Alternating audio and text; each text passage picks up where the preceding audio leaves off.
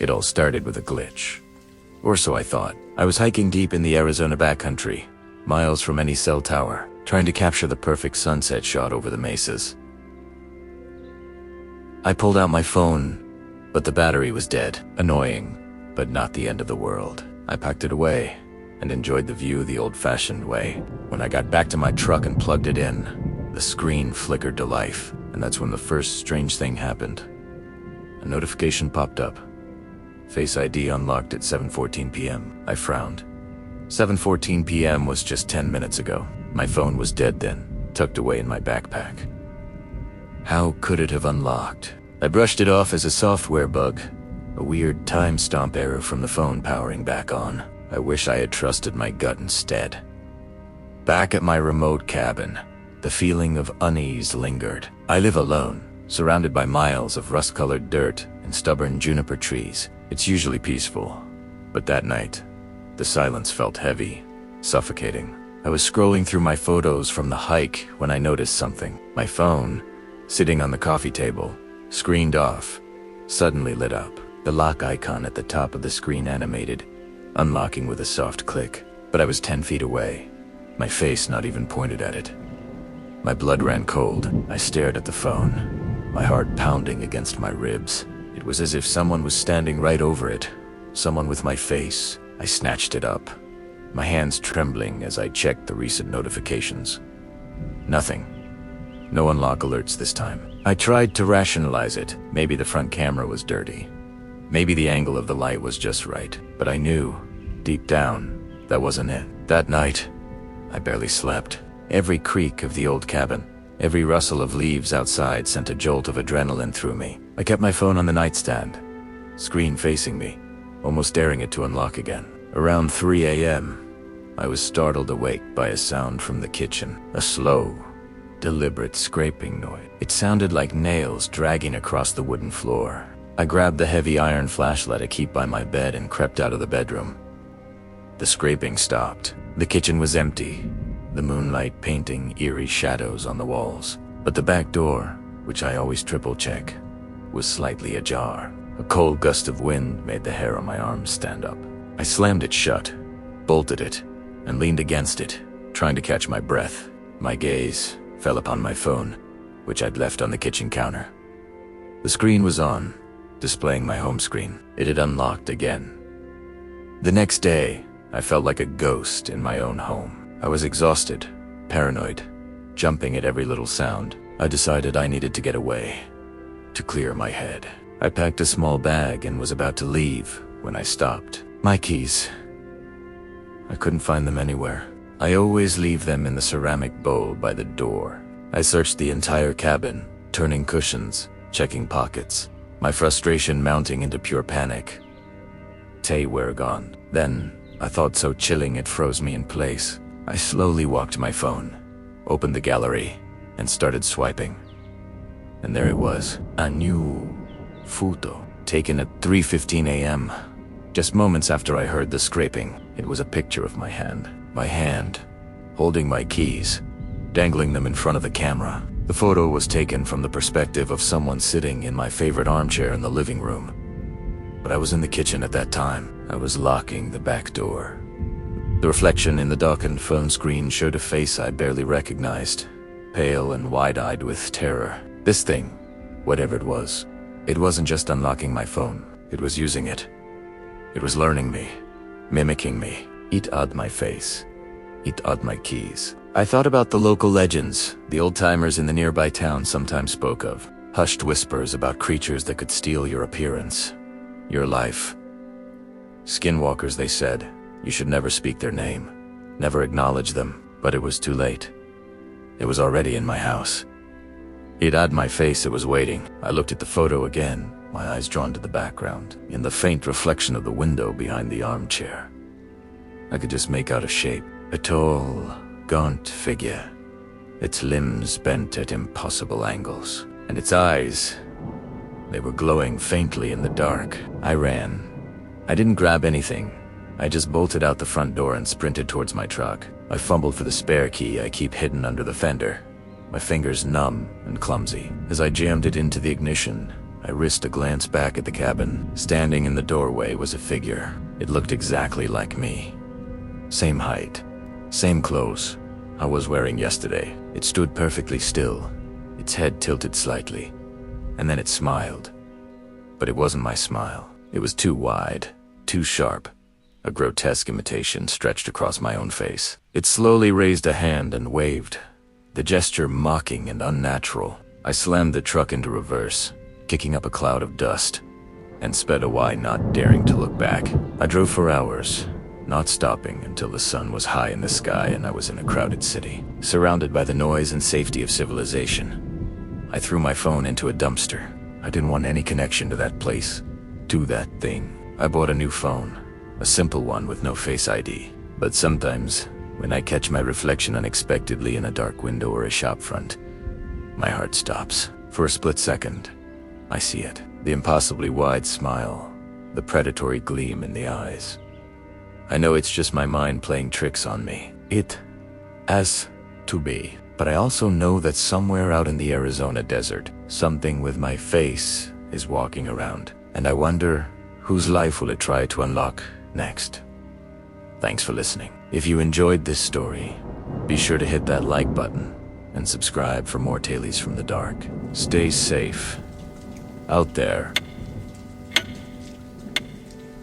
The flickering neon sign of the gas station was the only thing cutting through the oppressive darkness of the Durango night. I'd been driving for hours, the hypnotic drone of the engine lulling me into a trance. My eyes were heavy, and the fuel gauge was screaming at me. Pulling in, I felt a strange sense of unease settle over me. The place was deserted, save for a single beat-up pickup truck parked haphazardly near the entrance of the convenience store. I filled my tank, the silence of the night broken only by the pump's rhythmic clicks. A movement in the corner of my eye made me jump. Through the store's large glass window, I saw a figure. It was tall and unnaturally thin, moving with a jerky, disjointed gait that sent a shiver down my spine. It was browsing the aisles, but its movements were all wrong. Too fast, then too slow. It would lurch forward, then freeze, its head snapping to the side as if listening for something I couldn't hear. My curiosity got the better of my fear. I needed a coffee anyway. As I pushed the glass door open, a small bell chimed, startlingly loud in the quiet store. The figure at the back of the store didn't react. It was wearing a dusty flannel shirt and worn-out jeans. Its back to me. The cashier, a young man who looked barely out of his teens, was staring at the figure with wide, terrified eyes. He didn't even notice me walk in. He just sat there, frozen, his hand hovering over the phone. I grabbed a coffee and walked to the counter, trying to act casual. "Everything okay?" I whispered, nodding towards the back of the store. The cashier flinched, his eyes darting towards me, then back to the figure. He shook his head slowly, a single bead of sweat tracing a path down his temple. "Don't look at it," he mouthed, his voice barely a breath. But it was too late. I was already looking. The figure had stopped moving and was now standing perfectly still in the middle of the aisle. Its head slowly, deliberately, began to turn. It rotated far beyond the capability of any human neck, the joints cracking and popping with a sound like dry twigs snapping. As its face came into view, I felt my blood run cold. It wasn't a human face. The features were stretched and distorted, the skin pulled taut over sharp, angular bones. The eyes were what truly terrified me. They were dark, empty pits that seemed to absorb all the light in the room, and they were staring directly at me. A low, guttural sound, like a distorted recording of an animal's growl, emanated from its throat. It wasn't a sound a person could make. The cashier let out a choked sob. The figure took a step towards us, its leg bent at an impossible angle, the knee joint popping outwards. It was mimicking a walk, but it was a grotesque parody of human movement. Each step was a horrifying lurch, a symphony of cracking bones and straining ligaments. It raised a hand, the fingers long and spindly, ending in dirty, broken nails. It pointed directly at me. Then it spoke. Its voice was a horrifying mix of sounds, a coyote's howl, the screech of metal, and a dry, rasping whisper, all layered on top of each other. "You're far from home," it rasped, the words disjointed and unnatural. It wasn't just speaking. It was using a voice it had stolen, a voice that didn't belong to it. I could hear the faint echo of another person's voice trapped within the monstrous sound. My survival instinct finally kicked in. I threw a $20 bill on the counter, not even waiting for the coffee. "Let's go," I hissed at the cashier. He didn't need telling twice. We scrambled out of the store, not daring to look back. I jumped into my car, fumbling with the keys, my hands shaking uncontrollably. The cashier ran towards the back of the building, probably to his own car. As I jammed the key in the ignition and the engine roared to life, I risked one last glance at the store. The figure was standing at the glass door, its face pressed against it. Its features were now shifting, melting and reforming like hot wax. The shape of its jaw elongated, the nose flattened, the eyes sunk deeper into the skull. It was changing. It was becoming something else. I slammed the gas pedal to the floor, tires squealing as I peeled out of the gas station and back onto the empty highway. I didn't slow down. I drove through the night, my heart pounding in my chest. The image of that thing burned into my mind. I saw its distorted face in every shadow, heard its horrifying voice in the wind whistling past my windows. I never stopped in Durango again. I don't even like driving at night anymore. Sometimes, when I'm alone in the quiet, I can still hear that voice, that stolen, layered voice, whispering from the darkness. It's a constant reminder of what's out there, lurking in the lonely places of the world, wearing the skin of things it's taken. It's a reminder that sometimes, when you stop for gas in the middle of nowhere, you might find something waiting for you that isn't human at all. Thanks for watching. If you have a story you'd like to share, let me know in the comments. And don't forget to subscribe for more. Stay safe out there. The Vegas lights were a shimmering memory in our rearview mirror. Me, my brother Leo, and our friend Sarah were driving back to Cali, cruising through the vast, empty desert of Nevada. It was that time of night, around Dosham, when the world feels like it belongs only to the hum of your engine and the endless stretch of asphalt. That's when we saw him, a solitary figure, walking along the shoulder of the highway, miles from anything. He was tall, thin, and his clothes looked like they'd seen better decades. We slowed down. It felt wrong to just leave someone out here. Leo rolled down his window. "Hey man, you need a ride?" The man stopped and turned. His face was obscured by the shadows of a wide-brimmed hat, but he nodded slowly. "Going to Barstow? If you're headed that way?" he said. His voice was raspy, dry, like the desert wind itself. We were passing right through Barstow. "Hop in," I said, a little uneasy but pushing it aside. The desert does strange things to people. He climbed into the back with Sarah, his long limbs folding awkwardly into the cramped space. He introduced himself as Silas. The first hour was just small talk. He said his car had broken down days ago and he'd been walking ever since.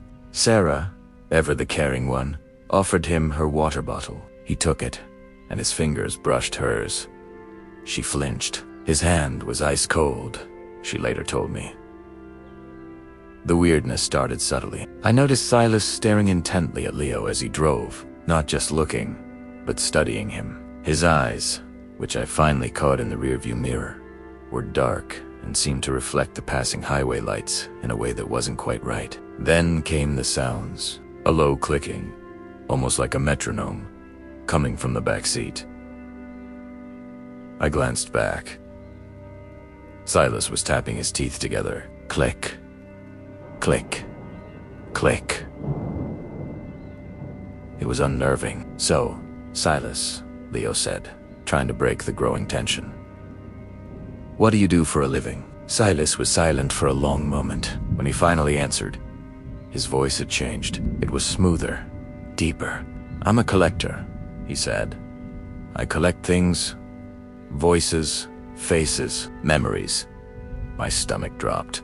I looked at Leo, whose eyes were wide in the faint glow of the dashboard. Sarah had pressed herself against the car door, as far from Silas as she could get. The clicking stopped. Silas leaned forward, his head now between the front seats. The smell hit me then. A coppery, earthy odor, like old dirt and something else I couldn't place. Something wild. You know, he whispered, and his voice was a perfect imitation of Leo's. It's a long drive. Maybe I should take the wheel for a bit. Leo swerved slightly. How did you do that? He demanded, his voice trembling. Silas' jaw smiled, a wide, unnatural grin that showed too many teeth. I've been listening, Silas said, now in Sarah's voice, a perfect, chilling mimicry. You all have such interesting things to say. Sarah let out a small, terrified gasp. That's when I saw it. In the reflection of the side mirror, I caught a glimpse of his face as we passed under a rare overhead light. For a split second, his features seemed to warp, to elongate. His jaw unhinged slightly, and his eyes. His eyes glowed with a faint, predatory amber light. It hit me like a physical blow. The stories my grandfather used to tell me, tales from the reservation meant to scare kids into behaving. The Skinwalker, a being that could steal your voice, your face, your very identity. They weren't just stories. Get out, I said, my voice barely a whisper. What was that?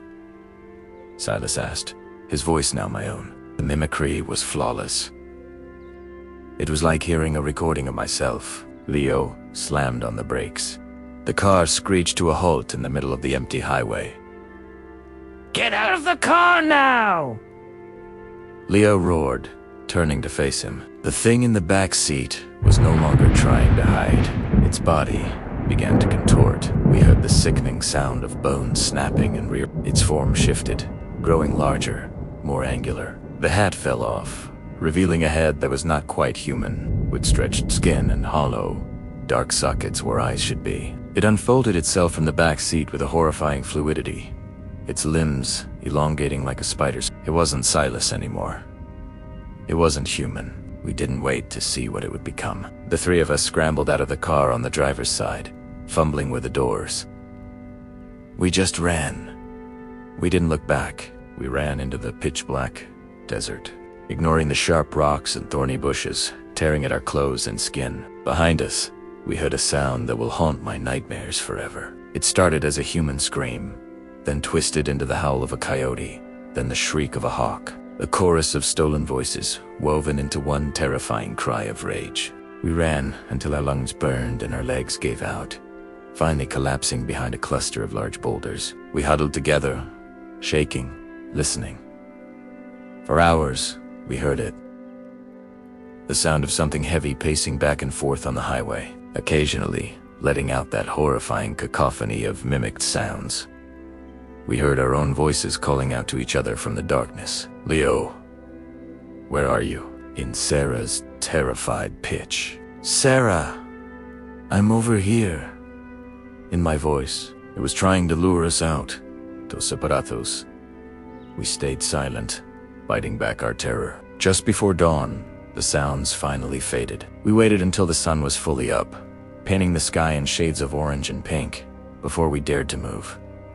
The desert was silent again. We cautiously made our way back to the highway. Our car was still there, doors hanging open, but it was empty. There was no sign of Silas, or the creature he had become. The only thing left behind was his old, wide-brimmed hat, lying on the asphalt. We got in the car and drove. We didn't stop until we hit Barstow, pulling into the first brightly lit gas station we could find, the morning sun feeling like a shield. We never talked about what happened. We couldn't. How do you explain that you gave a ride to a nightmare? How do you describe the feeling of hearing your own voice call to you from the dark?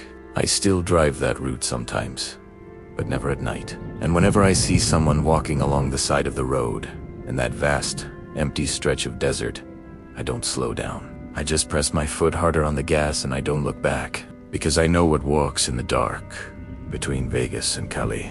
And I know it's still out there, listening, waiting, and collecting. Thank you for watching. If you have your own chilling encounter you'd like to share, drop it in the comments below. Don't forget to like and subscribe for more stories from the shadows. Stay safe out there.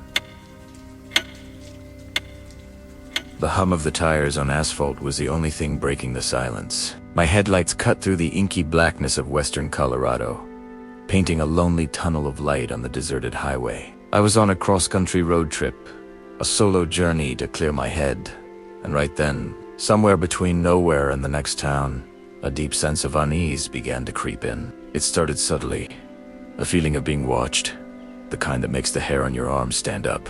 I glanced at the rearview mirror, expecting to see the faint glow of another car. There was nothing, just endless, suffocating darkness behind me. I shook it off, blaming fatigue. I'd been driving for 10 hours straight.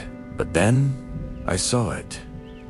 Just at the edge of my headlights, something moved. It was large, hunched over, and unnaturally fast. For a split second, I thought it was a deer or maybe a coyote, but its movements were all wrong. It loped alongside the car, keeping pace with an eerie, disjointed gait. My heart hammered against my ribs. This wasn't an animal. It was too gaunt, its limbs too long and thin, moving in a way that defied nature. I pressed my foot on the accelerator, pushing the car to 80, then 90, the engine whined in protest. But the thing, it kept up. It was running on two legs now, a grotesque silhouette against the dark landscape. Its head was tilted at an impossible angle, and though I couldn't see its face clearly, I felt its gaze burning into me. Panic seized me. I gripped the steering wheel so hard my knuckles turned white. This was a nightmare. It had to be. Then, it did something that shattered my reality. It threw its head back and let out a sound. It wasn't a growl or a howl. It was a mimicry, a distorted, chilling echo of a human scream, but stretched and warped into something monstrous. The sound scraped at the inside of my skull. That's when I knew. I remembered the old stories my grandfather used to tell, whispers of Navajo legends, of shapeshifters that roamed the desolate parts of the country. Skinwalker, the creature veered closer, its long, spindly fingers almost scraping the passenger side window. I swerved instinctively, the tires screeching. For a terrifying moment, I thought I was going to lose control and crash right there on that haunted stretch of road. I risked a glance. It was still there, its form seeming to shimmer and change in the periphery of my vision. One moment, it looked like a starved wolf. The next, a skeletal man draped in animal hide. I didn't know what to do. There was nowhere to turn. No one to call. I was completely alone with this abomination. I floored the gas pedal, my old car groaning as the needle climbed past 100. The wind roared, but I could still hear it. A faint scratching sound now, as if its claws were dragging along the side of the car. I refused to look. I stared straight ahead, my eyes burning, focusing only on the white lines of the road, praying they would lead me somewhere, anywhere, with light and people. Minutes felt like hours. My entire body was trembling, slick with a cold sweat. The scratching stopped. I held my breath, listening. Silence. The oppressive, heavy silence from before had returned. Slowly, cautiously, I dared to check my mirrors. First, the rear view. Tente, seed nothing. Just the empty, black road stretching out behind me.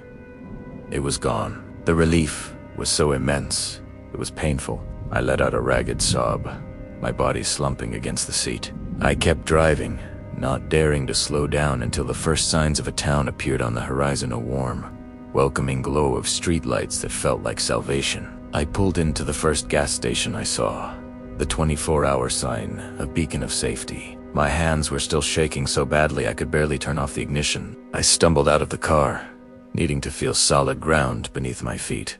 As I leaned against the door, trying to catch my breath under the harsh fluorescent lights, my eyes fell on the passenger side of my car.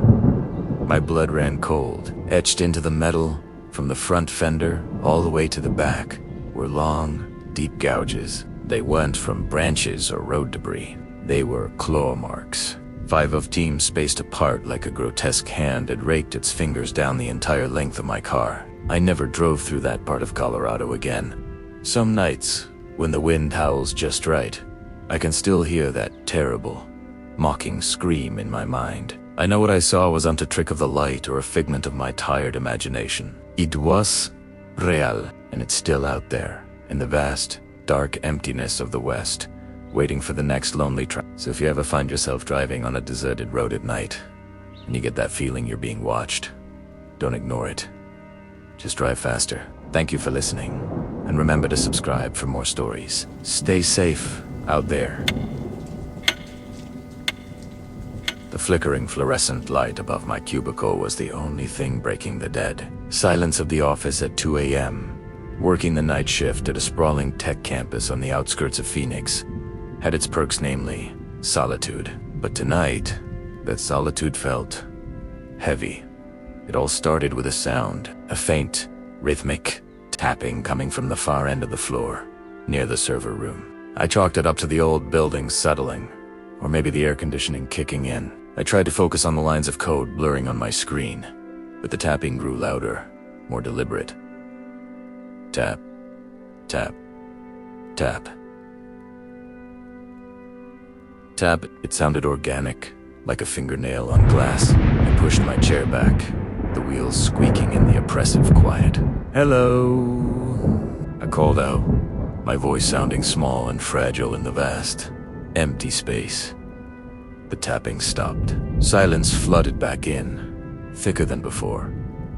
My heart hammered against my ribs. I told myself it was just my imagination, fueled by too much caffeine and not enough sleep. I decided to get some coffee from the break room, needing an excuse to move, to prove to myself that everything was normal.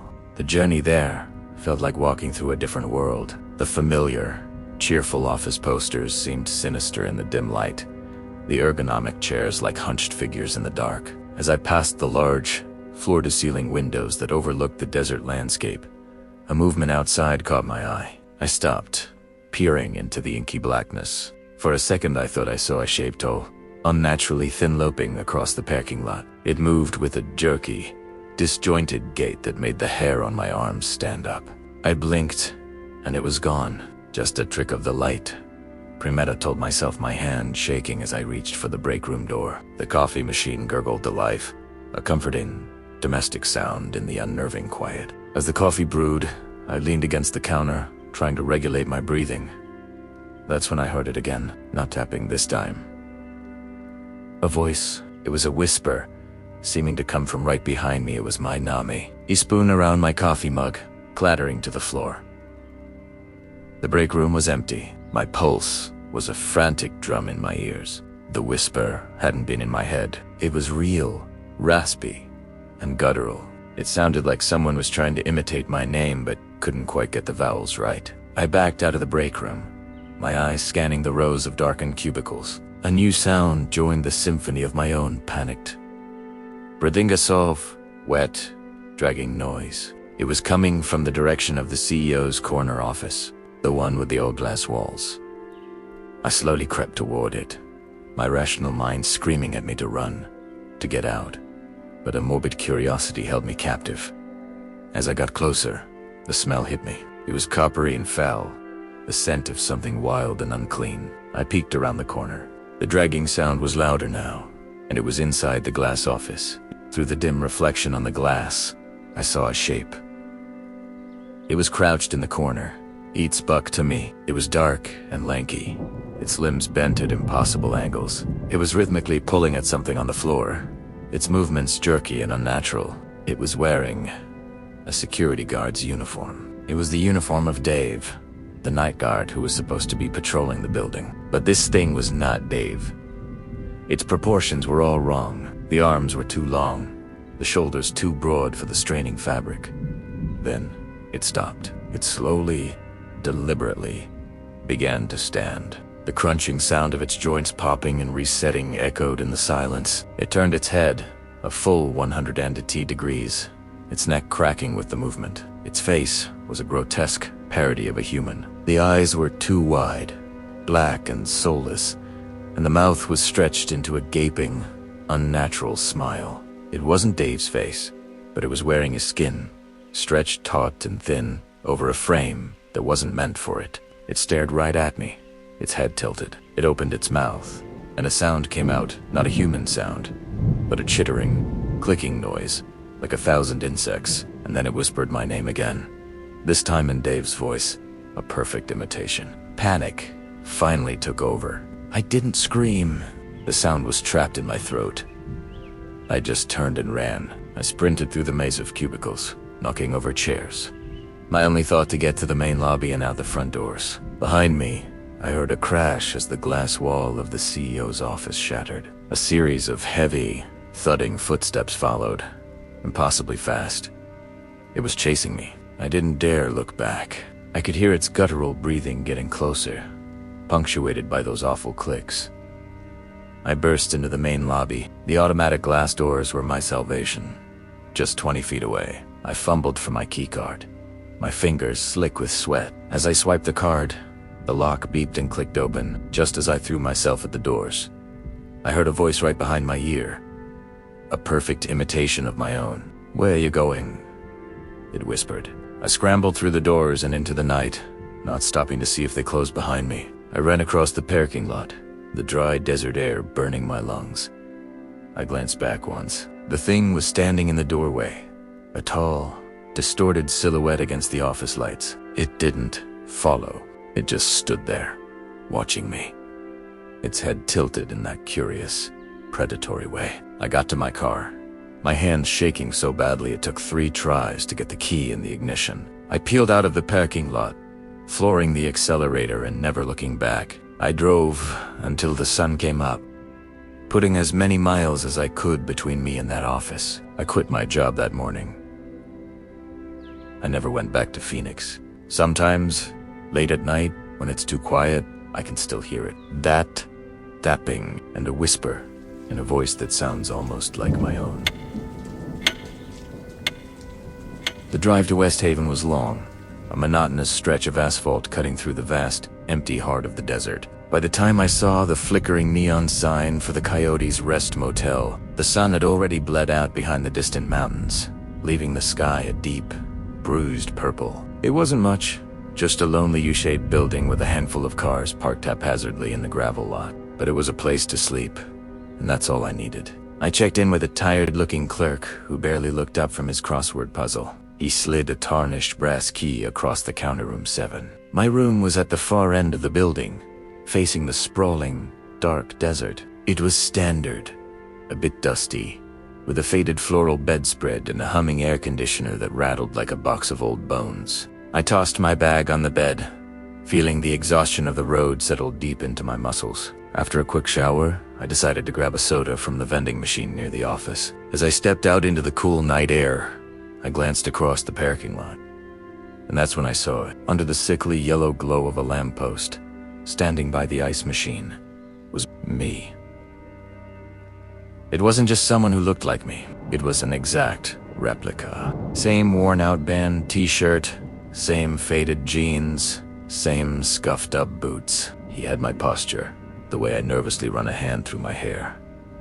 My heart hammered against my ribs. I froze, hidden in the shadow of my doorway, my mind refusing to process what my eyes were seeing. This had to be a trick of the light, a symptom of pure exhaustion. The double my double was just standing there, eerily still, staring out into the darkness beyond the motel. A chill, entirely different from the desert night, snaked down my spine. It felt profoundly wrong. He turned his head slowly, and his gaze swept across the parking lot. For a terrifying second, I thought his eyes would land on me, that he would see me watching him. But his head kept turning, a little too far, at an angle that looked unnatural, strained. Then he walked away. Not towards any of the rooms, but straight out into the desert, disappearing into the pitch-black void. I stumbled back into my room, locking the deadbolt and jamming the flimsy chain into its slot. My hands were shaking so badly I could barely hold my phone. Sleep was out of the question. I sat on the edge of the bed, every nerve on high alert, listening to the silence of the motel. But the silence wasn't empty. It was heavy, expectant. Hours crawled by. The only sounds were the rattle of the AC and the frantic beating of my own heart. I kept replaying the scene in my mind. Who was that? What? What? That. My rational brain tried to find an explanation, a long-lost twin, a bizarre prank. But the feeling I got, the deep, primal dread, told me it was something else entirely, something ancient and predatory. Just as a sliver of dawn began to lighten the horizon, I heard a sound that made my blood run cold. A soft, scraping noise. It was coming from right outside my door. Scratch, scratch, pause. Scratch, scratch, pause. It sounded like fingernails dragging slowly down the wood. My breath hitched in my throat. I couldn't move, couldn't make a sound. Then came the voice. It was my own voice, but not quite. It was a hollow, distorted mimicry, like a recording played on a warped tape. "Let me in," it whispered, the sound seeping through the cracks around the door. I forgot my key. It's cold out here. I scrambled backwards, my back hitting the wall. My throat was so tight I couldn't even scream. "Go away," I managed to choke out, my voice a pathetic squeak. There was a moment of silence. Then, a low chuckle from the other side. It was a dry, rattling sound that didn't sound human at all. "But this is my room," the voice said, its tone shifting, becoming more insistent, more menacing. "You're in my room." The scraping started again, faster this time, more frantic. It was joined by a thudding sound, as if something was bumping against the door, testing its strength. I grabbed the heavy glass water pitcher from the nightstand, my only potential weapon. The doorknob began to jiggle violently. The metal chain strained, groaning with the pressure. I could hear it breathing on the other side, now wheezing guttural breaths that didn't belong to any person. It wasn't trying to trick me anymore. It knew I was in here. It knew I was terrified, and it was enjoying it. The thudding grew louder, the whole door shaking in its frame. The wood splintered near the lock. Just when I thought the door would burst open, everything stopped. The silence that followed was somehow even more terrifying. I waited, my muscles coiled, my eyes locked on the door. Nothing. Had it given up? Had it gone? Then, a new sound. It wasn't at the door anymore. It was coming from the window, a faint tapping on the glass. Tap, tap, tap. Slowly, with my heart in my throat, I turned my head. The curtains were drawn, but in the thin gap where they met, I could see a shape, a dark silhouette against the pale morning light. As I watched, paralyzed with fear, a finger long, thin, and unnaturally pale pried the curtains apart just enough to peer inside. And I saw an eye. It was my eye. The same color, the same shape, but it was filled with a black, hungry intelligence that was utterly alien. It stared right at me, unblinking, a twisted smile pulling at the corner of a mouth that was also mine. That's when I broke.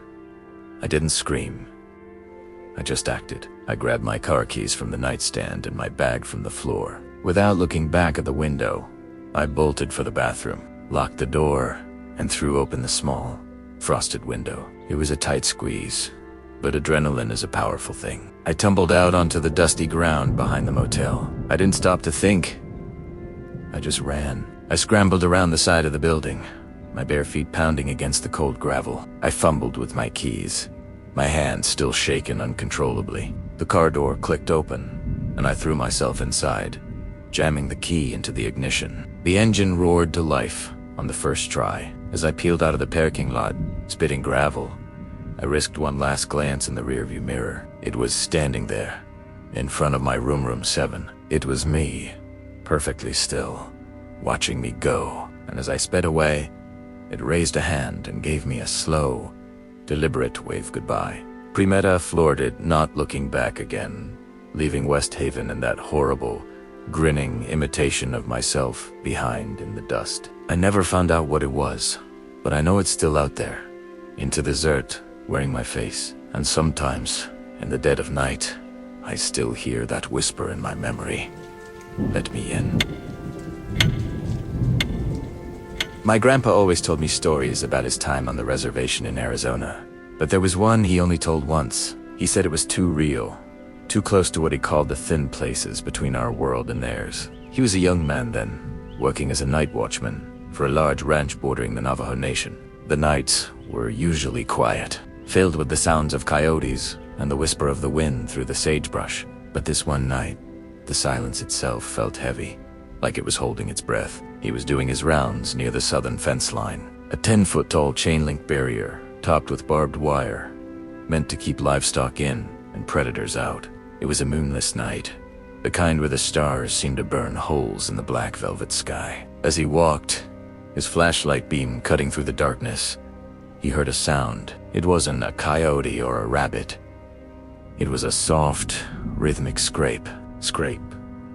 Scrape. Scrape. Coming from the other side of the fence. He froze, aiming his light toward the sound. 2 pinpricks of light reflected back at him, low to the ground. Eyes, they were too far apart to be a coyote, too low for a deer. He shouted, thinking it might be a stray dog, but the eyes just stared back, unblinking. The scraping stopped. For a long moment, it was just the hum of the desert and the frantic beat of his own heart. He started to think he'd imagined it, that his mind was playing tricks on him in the deep dark. Then, it moved. It wasn't the scuttling of a small animal. This thing rose. It stood up, not like an animal getting to its feet, but like a person. The eyes rose higher and higher until they were well above his own head, looking down at him over the top of that 10-foot fence. My grandpa was 6'2", and he said he had to crane his neck to look up at it. The shape was all wrong. It was gaunt, impossibly tall and thin, with limbs that seemed too long for its body, stretched and distorted like a shadow in flickering light. He was paralyzed with a fear so pure it felt like ice in his veins. He couldn't scream, couldn't run. His flashlight trembled in his hand, the beam dancing across the figure. He saw a pale, leathery skin stretched tight over a skeletal frame. He saw hands with fingers that were too long, tipped with what looked like dirty, broken claws. But the face, he said, the face was the worst part. It was vaguely human, but flat and featureless, with a gaping dark hole where the mouth should have been. And those eyes, they glowed with a cold, intelligent light. Before he could process what he was seeing, the thing did something impossible. It placed one of its long, spindly hands on the top of the fence. He heard the barbed wire groan under the pressure. Then, with a motion that was both sickeningly fluid and unnervingly jerky, it pulled itself up and over. It didn't climb.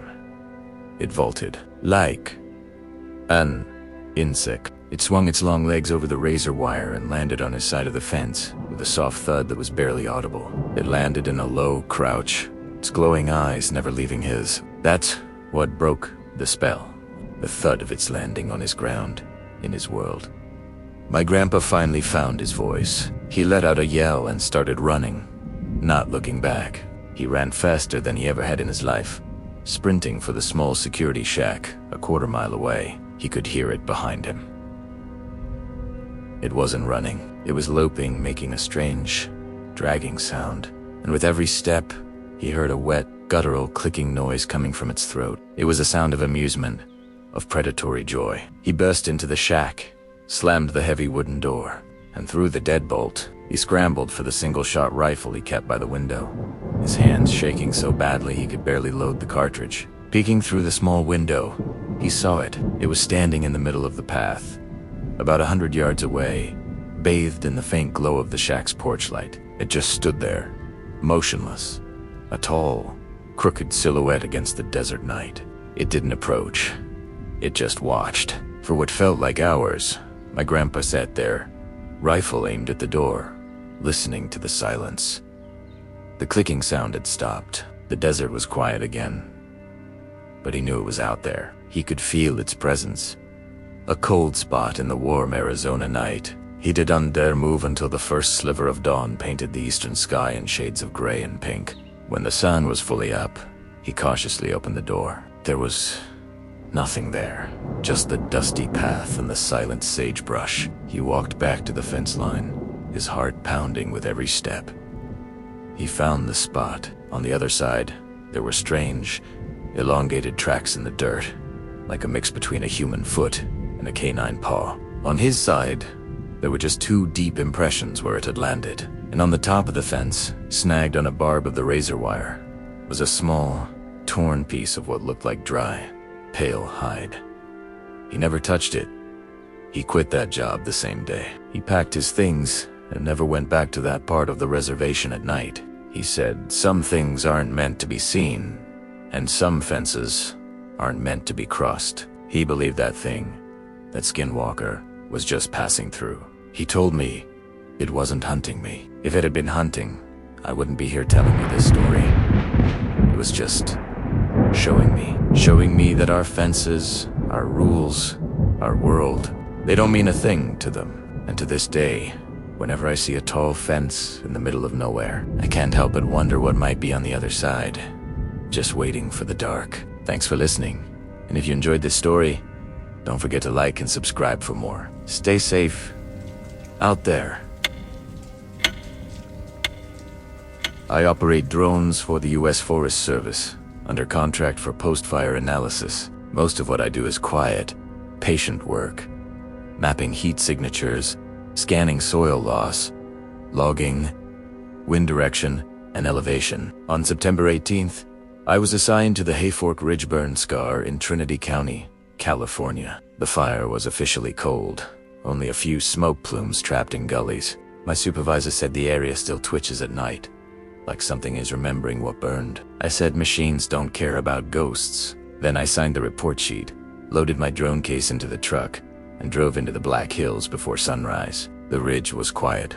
Too quiet for a forest that should have been settling. The smell of ash and resin hung in layers, sharp and metallic. The ground crunched under my boots, every step breaking thin flakes of charcoal. I parked near a line of dead firs and set the launch pad on the edge of an old fire break. Wind 0, humidity 21%, no signal interference. I lifted the drone on a standard grid pattern at 200 feet. Its shadow crossed the gray valley, small and steady. Everything looked normal in the live feed. The black slope, the pale lines of contour, the shape of my own truck parked in the clearing. Just routine field work. When I reviewed the first pass on the tablet, something stood behind my truck. A person. Still, centered, facing the tailgate. I thought it was an old stump until I zoomed in. The shape was clean and upright. A jacket. A hat. Same profile as mine. I looked up from the screen. No one bear. No one bear. Just the truck, my footprints, and a wide ring of untouched ash. I went to procedural. Check perimeter. Scan line of sight. Secure the site. All clear. I rechecked the recording. The figure was there for 6 seconds, then gone between frames. The GPS track for that clip had shifted closer to the truck, even though I hadn't moved. I launched. Again. Second flight. Same grid. The wind was steady. The telemetry perfect. The live feed showed my truck again. Behind it, the figure stood in the same position, a little closer. The drone's altitude drifted 3 feet without command, as if something tugged on the signal. I compensated manually. The image jittered, then locked. The figure scout was smooth, too smooth, without seams or folds. I ended the flight, retrieved the drone, and circled the truck once more. Nothing but footprints. I logged possible artifact on imagery due to contrast. On the third flight, the sensors glitched. The GPS lost satellites, dropped to 7, then reconnected. The signal compass spun twice before holding. The drone turned on its own and pointed its camera directly at me. I adjusted pitch, but it resisted. As if someone else was sharing the controls, the telemetry feed clicked, then spoke through the controller in my voice. Home point updated. The words were flat, and I hadn't pressed anything. I shut the motors down. The propellers slowed in silence. The smell of hot plastic filled the air. I walked to the back of the truck. A clean handprint streaked across the dust of the tailgate. 5 clear lines curved slightly inward. No pattern of glove texture, just skin. I took a photo with my phone, then brushed it away. My hand was shaking more than I wanted to admit. I launched one last time to finish the job. The drone rose quickly, the camera facing straight down. Every time I rotated the gimbal toward the burn scar, it drifted back to the truck. The live view stuttered once and cleared. The figure stood at the rear bumper again, closer than before. Its head tilted slightly left, as if listening. The air felt different, denser, full of pressure, like being underwater. The sound of the drone thinned out, and even though I could still hear the rotors, the vibration in the ground below my boots came a split second too late. The radio mic clicked.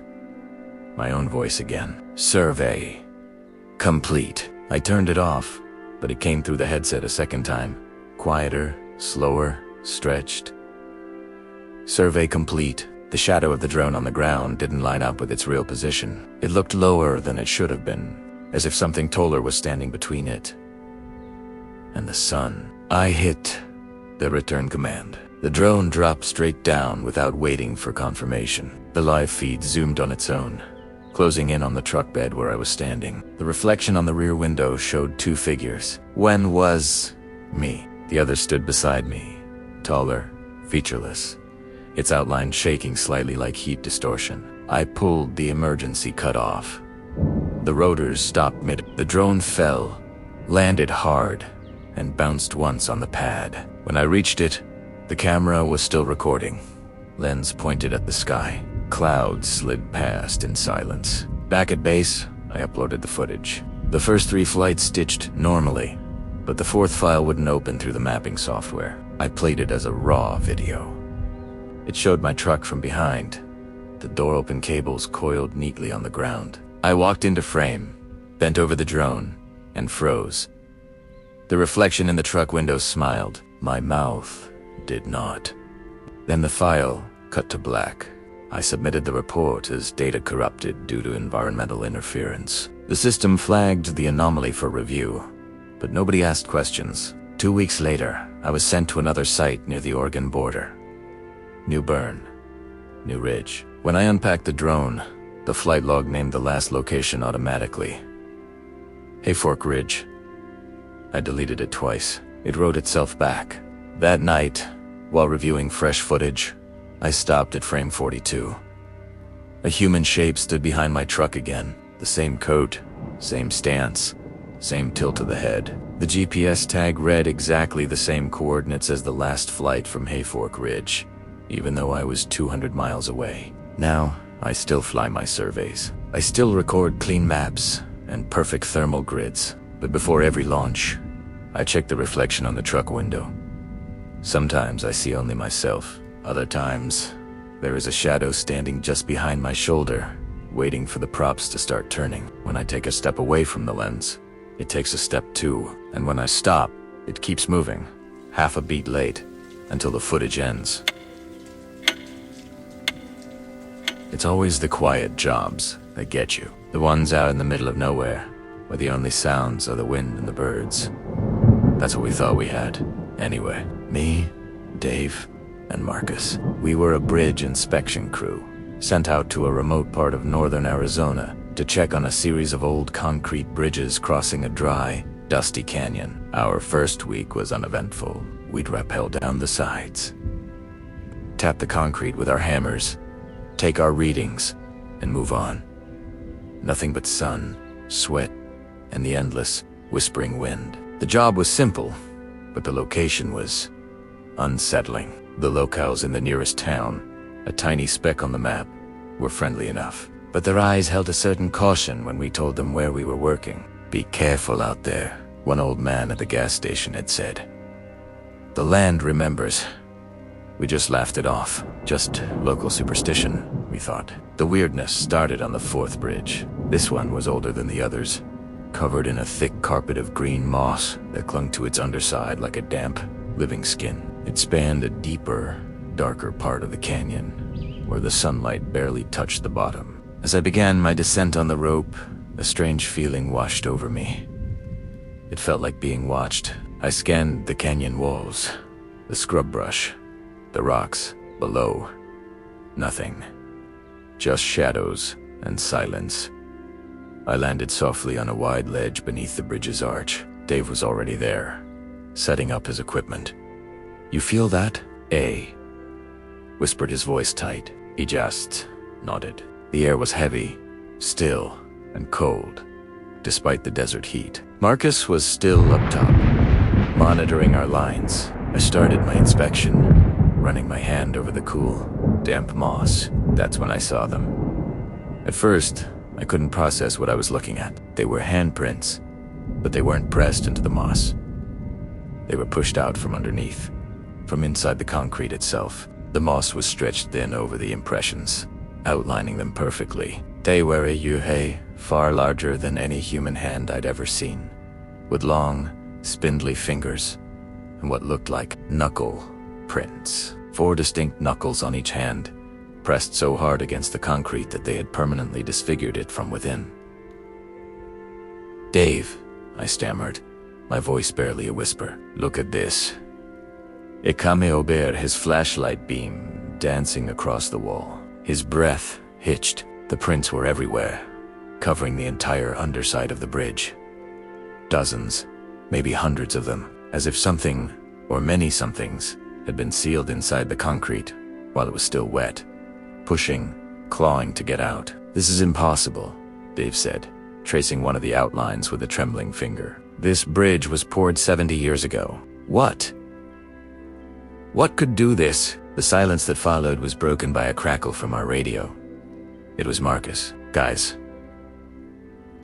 you need to see this." His voice was strained, filled with a panic I'd never heard from him before.